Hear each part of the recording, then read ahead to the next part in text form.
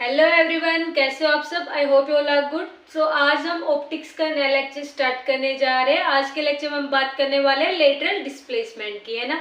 तो जिन लोगों ने प्रीवियस लेक्चर नहीं देखा है, सबसे पहले आई विल सजेस्ट कि वो लेक्चर देखो, क्योंकि आज के लेक्चर में स्नेल्स लॉ का यूज होने वाला है ना। तो स्टार्ट करते हैं। देखो हेडिंग लगाओ, लेटरल डिस्प्लेसमेंट। Lateral displacement. अब इस लेटरल डिस्प्लेसमेंट को ही हम क्या बोलते हैं? इस लेटरल डिस्प्लेसमेंट को ही हम बोलते हैं lateral shift through a glass slab. अब ग्लास स्लैब कहाँ से आ गई, है ना। तो सबसे पहले मैं इसकी डेफिनेशन बताती हूँ, फिर इसका डायग्राम, फिर इसका छोटा सा एक इसका डेरिवेशन, है ना। तो लेटरल डिस्प्लेसमेंट होता क्या है? It is the perpendicular distance between incident ray and emergent ray। अब ये क्या होता है ना, कि परपेंडिकुलर डिस्टेंस होता है, ये तो हम समझ गए किन किन के बीच में, इंसिडेंट रे और एमरजेंट रे। अब ये एमरजेंट रे क्या होती है? देखो सबसे पहले मैंने क्या बनाया, यहाँ पे मैंने एक ग्लास स्लैब बना दी, है ना। क्या बना दी मैंने? यहाँ पे एक ग्लास स्लैब बना दी, है ना। अब ये ग्लास स्लैब कैसी है? मेरी रेक्टेंगुलर है, इसलिए हम इसको रेक्टेंगुलर ग्लास स्लैब बोल देते हैं कई बार, है ना। तो अब इसमें से क्या होगा? देखो यहाँ से क्या आएगी मेरे पास? लाइट रे आएगी, है ना। मोनोक्रोमेटिक रे आएगी। मोनोक्रोमेटिक का मतलब होता है सिंगल वेवलेंथ की लाइट, है ना। तो वो मेरी यहाँ पे फॉल हुई। तो अब जैसे ही इस रेक्टेंगुलर स्लैब के सरफेस पे फॉल होगी, यहाँ पे क्या होता है हमारे पास? नॉर्मल क्या होता है? परपेंडिकुलर होता है ना। ये सरफेस है तो इस पे परपेंडिकुलर जो लाइन होती है उसको हम नॉर्मल बोलते हैं ना। तो अब मुझे बताओ बाहर क्या है हमारे पास? रेयर एंड मीडियम है। बाहर क्या है हमारे पास? एयर है ना। और रेक्टेंगुलर स्लैब है, यानी ये मीडियम हमारा कैसा हो गया? एयर के कंपेरिजन में डेंसर मीडियम।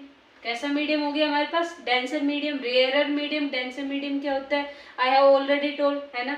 इसलिए मैंने बोला था कि एक बार प्रीवियस लेक्चर देख लो, जिन्होंने नहीं देखा तब भी समझ आ जाएगा। देखो रेयर मीडियम उसको बोलते हैं जो हल्का मीडियम हो, जैसे एयर हो गया।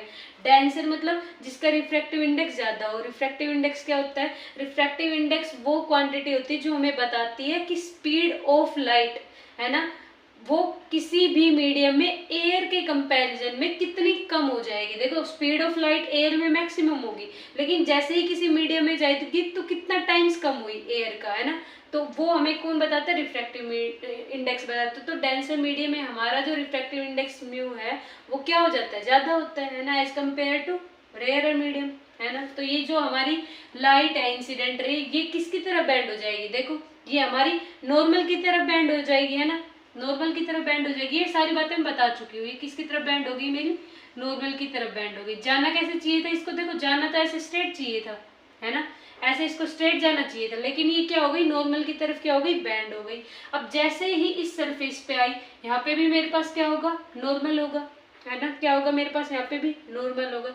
अब ये नॉर्मल है तो मुझे बताओ ये कैसा मीडियम है? डेंसर। डेंसर से कहाँ जा रही है? रेयरर में जा रही है। तो जब भी डेंसर से रेयरर में जाएगी तो लाइट मेरी क्या होगी? Away from the normal band होगी, है ना। यानी कि मेरी लाइट ये जानी तो ऐसे चाहिए थी, लेकिन ये ऐसे ना जा करके ऐसे जाएगी, है ना। यानी कि ये जो मेरी इंसिडेंट रे थी इसकी क्या हो गई? ये मेरी रे पैरेलल हो गई। ध्यान से देखो कैसी हो गई? ये पैरेलल हो गई। जानी तो ये मेरे ऐसे चाहिए थी, है ना। जैसे ये मेरे पास क्या है? नॉर्मल, तो ये ऐसे जानी चाहिए थी, लेकिन ऐसे ना जाकर के बैंड हो गई। क्यों? क्योंकि ये डेंसर से रेयर मीडियम में जा रही है। तो नॉर्मल जो है हमारा, ये नॉर्मल है, इससे अवे बैंड होगी, है ना। इतनी बात समझ में आ गई? इतनी बात समझ में आ गई तो हम एंगल की बात कर ले थोड़ी, है ना। ये देखो ये एंगल क्या हो जाएगा? आई। नॉर्मल और इंसिडेंट रे के बीच में जो एंगल बनता है उसको हम बोलते हैं इंसिडेंट एंगल। बात समझ में आई? ये एंगल आई हो गया। ये नॉर्मल और ये रिफ्रैक्टेड रे, तो इनके बीच में जो एंगल होता है ये क्या हो गया? आर हो गया। ये छोटा सा एंगल आपको पता हो, ये क्या होता है? डेल्टा। डेल्टा का मतलब होता है डेविएशन, कि लाइट मेरी कितनी डेविएट हो गई। लाइट मेरी जो थी, इंसिडेंट रे जो मेरी थी, ये ऐसे जानी चाहिए थी, ऐसे ना जा करके कैसे गई? ये ऐसे गई, है ना। तो ये जो बीच का एंगल है इसको हम बोलते हैं डेविएशन एंगल। जिसको नहीं पता हो मैं बता देती हूँ, है ना। डेल्टा क्या हो गया मेरा? ये डेविएशन एंगल हो गया, है ना। तो अब हम क्या करेंगे? अब ये डेविएशन एंगल डेल्टा हो गया, ये एंगल आर है, तो ये एंगल भी मेरा क्या हो जाएगा? एंगल आर हो जाएगा। बात समझ में आई? ये इतनी बात तो सबको पता होगा ना। ऐसे ये एंगल मेरा आर है तो ये भी क्या हो जाएगा, आर हो जाएगा। इसी को मैंने ऐसे ऐसे रख दिया वर्टिकली, है ना, टेढ़ा करके। तो ये आर है तो ये भी क्या हो गया मेरे पास, आर हो गया। अब जो एंगल मेरा यहाँ पे बनेगा किसके बीच में, ये क्या है मेरे पास, नॉर्मल है ना, ये वाली नॉर्मल के और ये जो रिफ्रैक्टेड रे मेरी बाहर गई है इसके बीच जो एंगल बनेगा ना इसको हम बोलते हैं ई, यानी कि एमरजेंट एंगल। क्या बोलते हैं हम इसको, एमरजेंट एंगल। और ये जो रे है इसको हम बोलते हैं एमरजेंट रे। क्या बोलते हैं हम इसको, एमरजेंट रे। समझ में आया एमरजेंट रे किसको बोलते हैं। एमरजेंट रे हमने इसको बोला, ये रिफ्लेक्टेड नहीं हुई, 2 बार रिफ्लेक्शन हुआ है, ध्यान से देखना। एक बार तो यहाँ पे हुआ, रेयरर से डेंसर में गई तब, और दूसरी बार रिफ्लेक्शन कब हुआ, जब डेंसर से कहाँ गई मेरी रे, रेयरर में गई है, तो उस टाइम पे तो ये जो एंगल है ना इसको हम बोलते हैं एमरजेंट एंगल। और ये ध्यान से देखो, जो एमरजेंट रे है ये क्या मेरी इंसिडेंट रे की पैरेलल नहीं हो गई, बिल्कुल हो गई। ये जो मेरी इंसिडेंट रे थी इस, ये जो यहाँ से ऐसे जानी चाहिए थी, 2 बार रिफ्रैक्शन हुआ, रिफ्रैक्शन होने के बाद हमने क्या पाया कि जो इमेजेंट रे है और जो इंसिडेंट रे है, ये कौन सी रे है हमारी, ये इंसिडेंट रे ही तो है, देखो है ना, इंसिडेंट रे। तो ये दोनों आपस में क्या हो गई, पैरेलल हो गई। क्या हो गई, पैरेलल हो गई, आपस में 0 डिग्री एंगल बना रहे। यानी हमने क्या देखा कि इंसिडेंट रे से लेटरली क्या हो गई, ये इमेजेंट रे शिफ्ट हो गई है ना। कैसे शिफ्ट हुई है, पैरेलल शिफ्टिंग हुई है यहाँ पे, है ना। इसलिए हम लेटरल डिस्प्लेसमेंट को क्या बोल देते हैं, lateral shift through a glass slab, है ना, ये भी बोल देते हैं। इतनी बात समझ में आई कि इंसिडेंट रे हो गया, ये हो गया इमेजेंट रे, है ना। मैंने क्या लिखवाया था, perpendicular distance between incident ray and emergent ray. तो ये जो इन दोनों के बीच का जो ये परपेंडिकुलर डिस्टेंस है, ये जो परपेंडिकुलर डिस्टेंस है ना, इसी को हम बोलते हैं लेटरल डिस्प्लेसमेंट। इसी को हम क्या बोलते हैं, लेटरल डिस्प्लेसमेंट। आई होप इसमें किसी को दिक्कत ना हो। अब इतनी दिक्कत नहीं है। अब हम क्या बोलते हैं यहाँ पे कि जो एंगल आई है मेरा, वो एंगल ई के बराबर होगा। एंगल आई मेरा एंगल ई के बराबर होता है। क्यों होता है, ये तो सबने बता दिया कि angle of incidence angle of emergent के इक्वल होता है। क्यों होता है, देखो हम यहाँ पे क्या लगाएंगे, यूजिंग स्नेल्स लॉ। हम स्नेल्स लॉ का यूज करेंगे यहाँ पे, है ना, स्नेल्स लॉ। ये ऑलरेडी मैं बता चुकी हूँ जब मैंने रिफ्लेक्शन के प्रॉपर्टीज के बारे में बताया था ना। तो स्नेल्स लॉ क्या बताता है हमारा कि देखो sine i by sine r, कब, जब मेरी रे कहाँ से कहाँ जा रही हो, जब मेरी रे जा रही हो रेयरर टू डेंसर, है ना, ये फॉर्मूला होता है। तो क्या होता है, म्यू टू 1, यानी refractive index of medium second with respect to 1। तो मैं इसको क्या ओपन करके नहीं लिख सकती, बिल्कुल लिख सकती हूँ। तो मैं क्या लिख दूंगी, देखो म्यू 2 की वैल्यू यहाँ पे, ये देखो ये म्यू 1 है, ये म्यू 2 है ना। तो म्यू 2 डेंसर मीडियम है, इसका रिफ्रैक्टिव इंडेक्स मैंने मान लिया म्यू, और एयर का रिफ्रैक्टिव इंडेक्स सभी को पता ही है कितना होता है, 1 होता है ना। तो मैं क्या लिखूंगी यहाँ पे, म्यू 2 बाई म्यू 1, है ना, और इसकी वैल्यू क्या होगी, म्यू अपॉन में 1, है ना। यानी साइन आई और साइन आर, है ना, आप देखो क्रॉस मल्टीप्लाई कर दो। तो साइन आई की वैल्यू मल्टीप्लाई 1 से करोगे तो क्या आएगा, 1 into sine i is equal to sine r की मल्टीप्लाई म्यू से करोगे तो क्या आएगा, साइन आर इंटू म्यू, है ना। ये कहाँ पे आपने लगाया स्नेल्स लॉ, इस वाले सरफेस पे। यहाँ पे जो रिफ्रैक्शन हुआ है, अब यहाँ पे भी तो लगेगा ना स्नेल्स लॉ, यहाँ पे भी रिफ्रैक्शन हुआ है, यहाँ पे लगाओ। देखो ध्यान से, यहाँ पे डेंसर टू रेयरर जा रही है, तो इस बार मेरा sine i upon sine r ना होकर के क्या होएगा, sine r upon sine i, है ना, इज इक्वल टू, अब म्यू 2 अपॉन म्यू 1 होता है, यानी सेकेंड मीडियम का, मतलब जहाँ से जा रही है लाइट, है ना, जिस मीडियम में जा रही है, यानी डेंसर से रेयरर में जा रही है, रेयरर में जा रही है, तो इस बार सेकंड मीडियम हमारा रेयरर होएगा ना। ये म्यू 2 ऐसे मत समझ लेना, म्यू 2 बाई, मैं अब मैं यहाँ पे लिखूंगी म्यू 2 बाई म्यू 1। तो म्यू 2 की वैल्यू तो ये है, ये म्यू 2 का मतलब है कि मीडियम सेकंड, यानी जिस मीडियम में जा रही है। अब डेंसर से कहाँ जा रही है, रेयरर में जा रही है मेरी, है ना। और रेयरर का जो रिफ्रैक्टिव इंडेक्स है वो क्या होता है मेरे पास, रेयरर का रिफ्रैक्टिव इंडेक्स होता है 1, तो 1 अपॉन में साइन आई, साइन आई हो गया यहाँ पे, sine r upon sine i is equal to 1, है ना।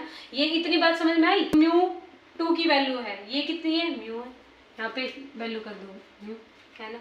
अब मुझे एक चीज ध्यान से बताओ यहाँ से सोच करके कि ये ई नहीं आ जाएगा, ये आई जो मैंने लिखा है साइन आई, ये आई की जगह मैं ई लिखूंगी ना। यहाँ पे क्या लिखूंगी, मैं ई लिखूंगी। क्यों, क्योंकि साइन आर, ये तो मैं समझ गई आर, ये आर एंगल बना रहे थे, यहाँ पे आर एंगल बना रहे थे, यहाँ पे आई था आर था। आई था आर था, यहाँ पे आर है, यहाँ पे क्या आएगा ई आएगा, है ना, यानी कि साइन ई आ गया मेरे पास। तो क्या वैल्यू आ जाएगी यहाँ से, sine r into mu is equal to sine e. Cross multiply करोगे तब आप लोग, है ना, तो sine r into mu is equal to sine e. इन दोनों इक्वेशन को जब आप लोग कंपेयर करोगे तो क्या आ जाएगा, देखो sine r into mu, sine r into mu, ये वैल्यू साइन आई के इक्वल है, ये वैल्यू साइन ई के इक्वल है, तो क्या साइन आई और साइन ई एक दूसरे के इक्वल नहीं होंगे, बिल्कुल होंगे। यानी यहाँ से मैं क्या बोल दूंगी कि मेरा साइन आई है वो किसके इक्वल होएगा, साइन ई के, है ना। और यही से क्या होता है, मेरा जो एंगल आई है that is equal to angle e, यानी angle of incidence is always equal to angle of emergent, है ना। बात समझ में आई कैसे इक्वल है, कुछ नहीं किया, स्नेल्स लॉ का यूज किया है। रेयरर टू डेंसर हमें पता है sine i by sine r होता है, mu two by mu one होता है। फिर डेंसर टू रेयरर था, डेंसर टू रेयरर था, जिस मीडियम में जा रही है, जहां से जा रही है और जिस में जा रही है, जा कहाँ से रही है, डेंसर से जा रही है, कहाँ जा रही है, रेयरर में जा रही है। तो रेयरर का रिफ्रैक्टिव इंडेक्स कितना होगा, ये म्यू टू का मतलब होता है जहाँ जा रही है ना, तो यानी एयर में जा रही थी तो इसका रिफ्रैक्टिव इंडेक्स हो गया 1, और म्यू वन का वैल्यू कितनी है म्यू, क्रॉस मल्टीप्लाई कर दी, क्रॉस मल्टीप्लाई करके ये आया, यानी साइन आर मेरे किसके, साइन आई मेरे किसके इक्वल आ गए, साइन ई के इक्वल आ गए। यही मैंने लिख दिया है ना, ये प्रूफ है। अब इसके बाद हम क्या करेंगे, इसके बाद हम लेटरल डिस्प्लेसमेंट की वैल्यू निकालेंगे कि कितना डिस्प्लेस किया है ना, इतना नोट करो, स्क्रीनशॉट ले लो, फिर हम आगे चलते हैं। देखो नोट कर लिया, इरेज कर दूं, है ना, बिल्कुल इजी था, कुछ मैंने कुछ इसमें क्वांटम मैकेनिक्स सोल्व नहीं की, है ना, छोटा सा कंसेप्ट था, स्नेल्स लॉ लगाया अभी, है ना। देखो अब हम क्या बात करने वाले हैं, अब हम लेटरल डिस्प्लेसमेंट जो हमने निकाला है ना, इसकी क्या बात करेंगे, इसकी वैल्यू की बात करेंगे, है ना, यानी कि इसका डेरिवेशन। देखो बहुत सिंपल है, कुछ नहीं करना, क्या करना है, सबसे पहले जो हमने नॉर्मल ड्रॉ की थी इसको हम एक्सटेंड कर रहे हैं, है ना, ये मैंने क्या कर दिया, नॉर्मल को एक्सटेंड कर दिया। मैं नाम दे रही हूँ, है ना, मैंने नाम दे दिया ए, यहाँ पे बी, इस पॉइंट को मैंने नाम दे दिया सी, इस पॉइंट को मैंने नाम दे दिया डी, है ना, ए बी सी डी। बात समझ में आई, जो मेरे पास सी और डी है यही तो मेरा क्या है, ये जो सी और डी है यही मेरा क्या है, लेटरल डिस्प्लेसमेंट, लेटरल डिस्प्लेसमेंट। और इसी की मुझे क्या निकालनी है, इसी की मुझे वैल्यू निकालनी है। बात समझ में आ रही है, यही तो था हमारा लेटरल डिस्प्लेसमेंट, इंसिडेंट रे और इमेजेंट रे के जो परपेंडिकुलर डिस्टेंस है वो, है ना, सी डी, ये निकालना है। देखो कैसे निकालेंगे, ध्यान करो, ध्यान से देखो, सोचो, ये जो मेरे पास सी डी है ये कौन से ट्रायंगल में आ रहा है, इस ट्रायंगल में आ रहा है ना, ए सी डी, यानी हम क्या करेंगे, ट्रायंगल ए सी डी को लेंगे, है ना। अब ट्रायंगल ए सी डी में साइन डेल्टा, देखो ध्यान से, डेल्टा है एंगल ऑफ डेविएशन है कि एक्चुअल में मेरी इंसिडेंट रे कितनी बैंड हुई है ना, वो एंगल बताते हैं एंगल ऑफ डेविएशन। तो ये क्या हो जाएगा, sine delta is equal to sine theta, क्या होता है, परपेंडिकुलर अपॉन में हाइपोटेन्यूज। परपेंडिकुलर क्या है हमारे पास, यही है परपेंडिकुलर डिस्टेंस, यानी C D, C D upon में हाइपोटेन्यूज क्या है हमारे पास, ए सी, क्या है हमारे पास, ए सी, है ना। मुझे किसकी वैल्यू चाहिए, सी डी की वैल्यू चाहिए। अब सी डी की वैल्यू कैसे निकालेंगे, देखो अब हम क्या करेंगे, अब इस वाले ट्रायंगल को लेंगे, है ना, इस वाले ट्रायंगल को। आर किस किस के बीच में बनता है हमारा, एंगल किस किस के बीच में बनता है, बेस और हाइपोटेन्यूज के बीच में बनता है। हमेशा ये चीज याद रखना, 90 डिग्री के सामने वाली जो साइड होती है ना, वो हमेशा हाइपोटेन्यूज होती है, और एंगल हमेशा बेस और हाइपोटेन्यूज के बीच में बनता है ना। तो यानी कि यहाँ पे हम क्या करेंगे, कोस आर लगाएंगे, cos r is equal to, ये जो हमारे पास रेक्टेंगुलर स्लैब है इसकी हमने थिकनेस क्या मानी है, टी मानी है ना, क्या मानी है, टी थिकनेस, है ना, कितनी चौड़ाई है, यानी ये जो नॉर्मल है इसकी वैल्यू हमारे पास टी के इक्वल आ जाएगी। बड़ी सिंपल सी बात है, कुछ सोचने नहीं है। तो कोस आर क्या हो जाएगा हमारे पास, बेस अपॉन हाइपोटेन्यूज, है ना। तो बेस की वैल्यू क्या है हमारे पास, देखो बेस की वैल्यू ये है हमारे पास, है ना, ए बी, बेस अपॉन में हाइपोटेन्यूज क्या है हमारे पास, ए सी, तो ए सी, है ना। अब ए बी की वैल्यू क्या है हमारे पास, A B is equal to T, तो टी पुट कर दो, यानी टी अपॉन में ए सी हो जाएगा, है ना। टी अपॉन में ए सी हो गया, तो अब मैं क्या यहाँ से वैल्यू पुट नहीं कर सकती, किसकी, ए सी की, बड़ी आसानी से कर सकती हूँ। ए सी की वैल्यू क्या आ जाएगी मेरे पास, टी बाई कोस आर, है ना। इस ए सी की वैल्यू फाइंड आउट कर ली, कोस आर डिवाइड में चला जाएगा, ये उधर चला जाएगा, तो A C is equal to T by cos r. इसको मान लो इक्वेशन 1, इसको मान लो equation 2, put equation 2 in equation 1, है ना। सब्सटीट्यूट कर दो, सब्सटीट्यूट करोगे क्या मिलेगा आपको, मिलेगा ये सी डी की वैल्यू फाइंड आउट करनी है ना आपको, तो C D is equal to A C की जगह देखो मैं इसको ऐसे लिख सकती हूँ ना, सी डी को कैसे लिख सकते हो आप लोग, C D is equal to sine delta into A C, है ना, ऐसे लिख सकते हो आप लोग, है ना। तो मैं एक काम करती हूँ, सी डी को अभी डायरेक्ट नहीं लिखती हूँ, है ना, कंफ्यूज हो जाओगे। मैं पहले साइन डेल्टा की वैल्यू लिखती हूँ, sine delta is equal to C D को सेम ऐसे ही लिखे रहने दो अपोन में।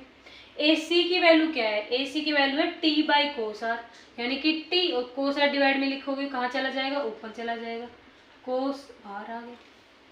बात समझ में आई। तो अब जब आप लोग सी डी की वैल्यू निकालोगे तो क्या आ जाएगा, क्रॉस मल्टीप्लाई करोगे तो सी डी की वैल्यू क्या आ गई, टी साइन डेल्टा अपोन में कोस आर, यही तो निकालनी थी, ये हमारा फाइनल आंसर है। डेल्टा की वैल्यू बस सब्सटीट्यूट कर दो, डेल्टा की वैल्यू क्या आएगी, देखो ये पूरा एंगल क्या है मेरे पास, आई है, नॉर्मल और ये रे के बीच में, है ना, तो इंसिडेंट रे के और नॉर्मल के बीच में ये पूरा एंगल क्या आएगा मेरा, आई आएगा। ध्यान से देखो, नॉर्मल और इंसिडेंट रे का जो एंगल है आई है, तो ये भी क्या है मेरे पास, नॉर्मल ही है ना, और ये इंसिडेंट रे इसका भी एंगल क्या आएगा, आई आएगा। तो ये आई मेरा किसके इक्वल है, देखो ये यहाँ से निकाल सकते हो ना, यहाँ से आई मेरा किसके इक्वल है, आर प्लस डेल्टा की। देखो ये जो आई है ये आर प्लस डेल्टा के इक्वल ही तो है, तो यहाँ से डेल्टा की वैल्यू क्या आ जाएगी, आई माइनस आर, है ना। अगर इस पूरे इंसिडेंट में से इस आर को माइनस कर दो तभी तो ये डेल्टा निकल जाएगा मेरे पास, है ना। तो यहाँ पे पुट कर दो, C D is equal to T sine i minus r upon में cos r, this is our final answer.